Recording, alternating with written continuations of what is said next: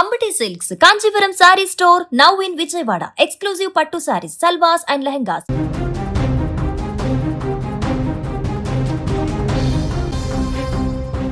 ఐదేళ్ల క్రితం తమిళనాడులో సంచలనం సృష్టించిన తండ్రి కొడుకుల లాకప్ డెత్ కేసులో న్యాయస్థానం కనీవిని ఎరగని రీతిలో తీర్పునిచ్చింది. రక్షించాల్సిన చట్టమే భక్షకుడిగా మారితే ఆ పాపానికి శిక్ష ఎంత తీవ్రంగా ఉంటుందో మదురై కోర్టు నిరూపించింది. సామాన్యుల ప్రాణాలతో చెలగాటమాడిన 9 మంది పోలీసు అధికారులకు డబుల్ డెత్ సెంటెన్స్ విధిస్తూ జడ్జ్ జి ముత్తుకుమారన్ ఇచ్చిన తీర్పు ఇప్పుడు దేశవ్యాప్తంగా చర్చనీయాంశమైంది. తమిళనాడులోని తూత్తుకుడి జిల్లాలో 2020లో జరిగిన ఈ ఘటన అప్పట్లో పెను ప్రకంపనలు సృష్టించింది. కేవలం లాక్డౌన్ నిబంధనలు ఉల్లంఘించి షాప్ తెరిచారనే చిన్న కారణంతో జయరాజ్, ఆయన కొడుకు బెనిక్స్ అనే వ్యక్తులను పోలీసులు స్టేషన్కు తీసుకువెళ్ళి ఆ రాత్రి పోలీస్ స్టేషన్లో బట్టలు ఊడదీసి లాఠీలతో ఒళ్ళంతా ఊనమయ్యేలా రాత్రంతా కొట్టారు. ఆ గాయాల కారణంగానే తండ్రి కొడుకులు ప్రాణాలు విడిచారని పోస్టుమార్టం నివేదికలు మరియు సిబిఐ దర్యాప్తులో కూడా స్పష్టమైంది. న్యాయమూర్తి తీర్పు ఇస్తూ చాలా కీలక వ్యాఖ్యలు చేశారు. ఇది అరుదైన కేసుల్లోనే అత్యంత అరుదైన కేసు అని ఆయన పేర్కొన్నారు. కేవలం నిబంధనల ఉల్లంఘన పేరుతో నిరాయుధులైన పౌరులను బలి తీసుకోవడం క్షమించరానని నేరమంటూ కూడా మండిపడ్డారు. జయరాజును గుండె సంబంధిత సమస్యలు ఉన్న ఆయన మరణానికి పోలీసులు దెబ్బలే కారణమని కోర్టు నిర్ధారించింది. నిందితులకు కేవలం యావజ్జీవ శిక్ష విధిస్తే భవిష్యత్తులో ఇలాంటి నేరాలు చేసే వారికి భయం ఉండదని భావించి ఉరిశిక్ష వైపు మొగ్గు చూపారు. ఈ కేసు విచారణలో సిబిఐ దాఖలు చేసిన 1500 పేజీల ఛార్జ్షీట్ పోలీసుల ఆకృత్యాలను కళ్ళకు కట్టింది. అక్కడ ఇక దీనికి సంబంధించిన పూర్తి వివరాలు మా ప్రతినిధి ఉమాశంకర్ లైవ్లో మరిన్ని వివరాలు అందిస్తారు. సో ఉమాశంకర్, మదురై కోర్టు ఇచ్చినటువంటి తీర్పు ఇప్పుడు దేశవ్యాప్తంగా కూడా చర్చనీయాంశంగా మారింది. ఆ రోజు 2020లో ఏ రకంగా చర్చనీయాంశంగా మారిందో ఇప్పుడు ఈ తీర్పు కూడా అంతే చర్చకు వచ్చేసినటువంటి పరిస్థితి. సో ఎలాంటి వాదోపవాదాలు జరిగాయి ఈ తీర్పు రావడానికంటే ముందు? పూర్తి వివరాలు ఏంటి? సాయి, దేశవ్యాప్తంగానే సంచలనం రేగినటువంటి తమిళనాడు శాంతాకులం పోలీస్ స్టేషన్ లో లాకప్ డెత్ కేసుకు సంబంధించి మదురై 1వ సెషన్స్ కోర్టు కీలక తీర్పు వెలువడించింది. అయితే ఈ కేసును స్పెషల్ గా తీసుకున్నటువంటి న్యాయస్థానము దీనిపైన సుదీర్ఘ విచారణ జరిపింది. దాదాపు సంవత్సరాల పాటు విచారణ జరిగినటువంటి నేపథ్యంలోనే ఫైనల్ గా శాంతాకులం పోలీస్ స్టేషన్ లో ఉన్నటువంటి 9 మంది పోలీసులకు ఉరిశిక్ష విధిస్తూ మదురై కోర్టు తీర్పు వెలువడించినటువంటి నేపథ్యంలోనే అటు కుటుంబ సభ్యులతో పాటు దీనిపైన ఫైట్ చేసినటువంటి ప్రజా సంఘాలు కూడా ఆనందం వ్యక్తం చేస్తున్నాయి. అయితే 2020 జూన్ 19వ తారీఖున అప్పుడు దేశవ్యాప్తంగా కోవిడ్ కారణంగా లాక్డౌన్ విధించింది. అయితే నిర్దేశించినటువంటి సమయాల్లో మాత్రమే షాపులు గాని మిగతా కార్యక్రమాలు చేసుకోవాలని చెప్పి కూడా కేంద్ర ప్రభుత్వం ఇచ్చినటువంటి ఆదేశాల మేరకు దాన్ని పాటించాలని చెప్పి కూడా పోలీసులు విజ్ఞప్తి చేశారు. అయినప్పటికీ జయరాజ్ అనేటువంటి ఓ వ్యక్తి మొబైల్ షాప్ నడుపుతున్నాడు. అయితే 5-10 నిమిషాలు సమయం ఎక్కువైందనేటువంటి కారణంగా జయరాజును శాంతాకులం పోలీసులు పోలీస్ స్టేషన్ కి తరలించారు.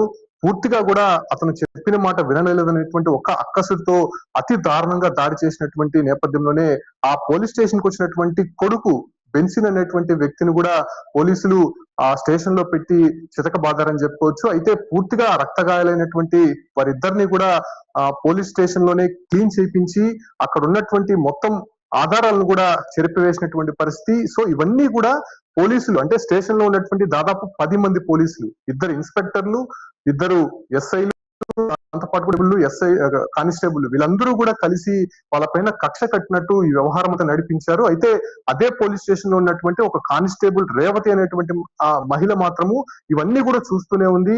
అయితే ఆ మహిళని ఈ 9 మంది పోలీసులు కూడా బెదిరించారు. ఈ విషయాన్ని ఎక్కడైనా బయటికి చెప్తే నీ అంతు చూస్తానని చెప్పి కూడా కానిస్టేబుల్ కూడా బెదిరించినటువంటి పరిస్థితి. అయితే వాళ్ళు పూర్తిగా కూడా అనారోగ్యకరంగా రక్తపు మడుగులో ఉన్నటువంటి నేపథ్యంలోనే పోలీసులు ఇక అప్పటికి తేరుకొని హాస్పిటల్ కి తరలించారు. అయితే హాస్పిటల్లోనే వాళ్ళు పూర్తిగా తీవ్ర గాయాలైనట్టు అటు వైద్యులు ధృవీకరించినటువంటి నేపథ్యంలోనే అంటే 2 రోజుల వ్యవధిలోనే అటు తండ్రి కొడుకు కూడా మరణించినటువంటి పరిస్థితి. దీనిపైన పెద్ద ఎత్తున ప్రజా సంఘాలతో పాటు కుటుంబ సభ్యులు కూడా ఆందోళన చేశారు. దీనిపైన ఖచ్చితంగా విచారణ జరపాలి, పోలీసులు ఖచ్చితంగా కక్ష కట్టి తమ కుటుంబకుల్ని పూర్తిగా కూడా చంపివేశారని చెప్పి కూడా నిరసనలు జ్వాలలు రేగినటువంటి నేపథ్యంలోనే మదురై కోర్టు దీన్ని సుమోటోగా తీసుకునింది. దీన్ని ఖచ్చితంగా విచారణ జరపాలని చెప్పి కూడా అటు న్యాయస్థానంలో కూడా పలువురు పిటిషన్లు దాఖలు చేసినటువంటి నేపథ్యంలోనే ఈ కేసును సుమోటోగా తీసుకొని సిబిఐకి అప్పచెప్పాలని చెప్పి కూడా కేసు ఏదైతే కోర్టు ఇచ్చినటువంటి ఆదేశాల మేరకు సిబిఐ చేపట్టినటువంటి ఈ కేసుకు సంబంధించి పూర్తిగా 10 మంది పోలీసులు ఇందులో ఇన్వాల్వ్ అయినారనేటువంటి విషయాన్ని మాత్రం కన్క్లూడ్ కి వచ్చింది. ఆ తర్వాత 2020 సెప్టెంబర్ నాడు పూర్తి ఛార్జ్ షీట్ అయితే వేశారు. అయితే ఖచ్చితంగా 10 మంది పోలీసులకు సంబంధించి ఈ ఎవరైతే జయరాజు, బెన్సిన్ అనేటువంటి ఇద్దరు వ్యక్తులని కక్ష సాధింపుతోనే స్టేషన్ లో పూర్తిగా కూడా చితకబాది చంపివేశారనేటువంటి ధృవీకరించినారు. అదే ఈ కేసుకు సంబంధించి 10 మంది పోలీసులు ఉండగా పౌల్ దొరై అనేటువంటి ఒక పోలీసు విచారణ సమయంలోనే చనిపోయిన పరిస్థితి. అయితే ఈ కేసుకు సంబంధించి 6 సంవత్సరాల పాటు మదురై 1వ సెషన్స్ కోర్టు పూర్తిగా కూడా విచారణ జరిపినటువంటి నేపథ్యంలోనే ఈ నెల 6వ తారీఖున తుది తీర్పు వెలువడించినటువంటి సందర్భంగా 9 మంది పోలీసులు, అయితే 2 ఇన్స్పెక్టర్లతో పాటు ఎస్ఐలు, అదే రకంగానే హెడ్ కానిస్టేబుల్ కి సంబంధించి 9 మందిని దోషులుగా నిర్ధారించినటువంటి నేపథ్యంలోనే వాళ్ళకి ఉరిశిక్ష విధించింది. గతంలోనే వీళ్ళకి జీవిత ఖైదు విధించినప్పటికీ కూడా అక్కడ ఉన్నటువంటి కానిస్టేబుల్ రేవతి అనేటువంటి ఇచ్చినటువంటి వాంగ్మూలం మేరకు మరింతగా లోతైనటువంటి దర్యాప్తు చేసినటువంటి కోర్టు ఈ రకమైనటువంటి కేసులో ఖచ్చితంగా ప్రత్యేకంగా చూడాల్సినటువంటి అవసరం ఉంది. ఎందుకంటే నేరం చేయనటువంటి వాళ్ళని కక్ష సాధింపుతో పోలీస్ స్టేషన్ కి తీసుకొని వచ్చి అంత దారుణంగా దాడి చేసి, అది కూడా వాళ్ళ నుంచి వచ్చినటువంటి రక్తాన్ని కూడా వాళ్ళ చేటే తుడిపించి పోలీస్ స్టేషన్ లో ఎటువంటి ఆధారాలు దొరకకుండా చేసినటువంటి ఈ శాంతాకుళం పోలీసుల తీరును పూర్తిగా కూడా కోర్టు తప్పుపట్టినటువంటి నేపథ్యంలోనే నిందితులు 9 మంది ఎవరైతే ఉన్నారో వాళ్ళకి సంబంధించి కూడా బాధితులు ఎవరైతే ఉన్నారో కుటుంబ సభ్యులకు సంబంధించి 1.4 అంటే 1,40,00,000 పరిహారం ఇవ్వాలని చెప్పి కూడా కోర్టు ఆదేశాలు జారీ చేసింది. అయితే కానిస్టేబుల్ రేవతి ఎవరైతే ఉన్నారో ఆమె పూర్తిగా కూడా పోలీసు అయింది కూడా ఉన్నటువంటి పోలీసులు చేసినటువంటి తప్పును ఎత్తి చూపినందుకు ఆమెకు కూడా రివార్డు ప్రకటించినటువంటి నేపథ్యంలో దీంతో సిబిఐ టీం కూడా ఒక ప్రత్యేకంగా చొరవ చూపిందని చెప్పుకోవచ్చు. పూర్తిగా అక్కడ ఉన్నటువంటి పోలీస్ స్టేషన్ కావచ్చు, లేదంటే అక్కడ ఉన్నటువంటి సాక్షుల ఆధారంగా పూర్తిగా కూడా 1500 పేజీలు ఛార్జ్ షీట్ అయితే నమోదు చేసింది.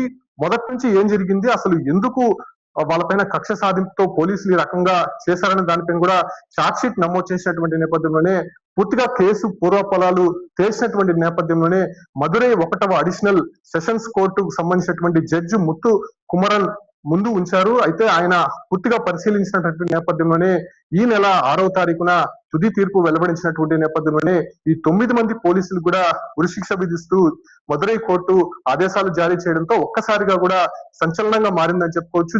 చరిత్రలోనే 9 మంది పోలీసులకు ఉరిశిక్ష విధించడము, లాకప్ డెత్ కేసులో ఈ రకమైనటువంటి తీర్పు రావడంతో పూర్తిగా కూడా ప్రజా సంఘాలతో పాటు కుటుంబ సభ్యులు ఆందోళన వ్యక్తం చేసినటువంటి సందర్భం పూర్తిగా కూడా తొలగిపోయినటువంటి పరిస్థితి కనిపిస్తుంది. ఈ కేసుకు సంబంధించి పూర్తిగా కూడా నిందితులుగా ఉన్నటువంటి 9 మంది పోలీసులు కూడా మరోసారి సుప్రీంకోర్టుకు వెళ్లేటువంటి అవకాశం కూడా కనిపిస్తోంది. అయితే వాళ్ళ తరపున ఉన్నటువంటి మొత్తం ఆధారాలు కూడా పక్కగా సిబిఐ 1500 పేజీలు పూర్తిగా కూడా ఉంచింది కాబట్టి ఇక ఎటువంటి పరిస్థితుల్లో కూడా వాళ్ళకి శిక్ష నుంచి తప్పించుకోవాలనేటువంటి విషయం కూడా కోర్టు నుంచి వస్తున్నటువంటి ఆదేశాల మేరకు తదుపరి వీళ్ళు ఎటువంటి స్టెప్ తీసుకోబోతున్నారు, కోర్టు ఇచ్చినటువంటి ఉరిశిక్ష సంబంధించినటువంటి తీర్పులో ఎటువంటి మార్పులు ఉండబోతాయో చూడాల్సి ఉంది. అయితే ఎట్టకేలకు ఇచ్చినటువంటి తీర్పు మీద కుటుంబ సభ్యులతో మాత్రం సంతృప్తి వ్యక్తం చేస్తున్నప్పటికీ కూడా కొంతమంది మాత్రం దీనిపైన వ్యతిరేకిస్తూ మరి కొన్ని ఇన్వెస్టిగేషన్ చేయాల్సి ఉంది, దర్యాప్తులో భాగంగా సుప్రీంకోర్టుకు వెళ్తామని చెప్తున్నప్పటికీ కూడా ఈ కేసుకు సంబంధించి ఛార్జ్ షీట్ పూర్తయింది, పూర్తిగా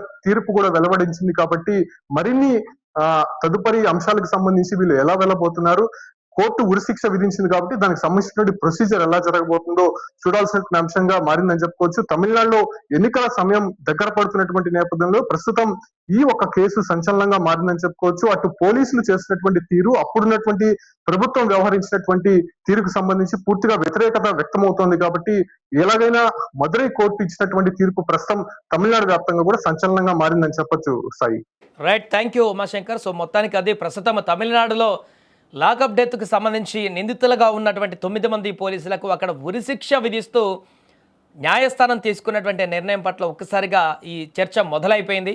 ఎందుకంటే గత 4-5 సంవత్సరాల క్రితం కూడా ఇదే అంశము అప్పట్లో సంచలనంగా మారింది దేశవ్యాప్తంగా కూడా. అరెస్ట్ అయిన 10 మందిలో ఒకరు ఇప్పటికే కరోనాతో మరణించగా మిగిలిన 9 మందికి ఈ కఠిన శిక్ష పడింది. దీంతో మరొకసారి ఇప్పుడు ఈ యొక్క అంశము చర్చనీయాంశంగా మారింది.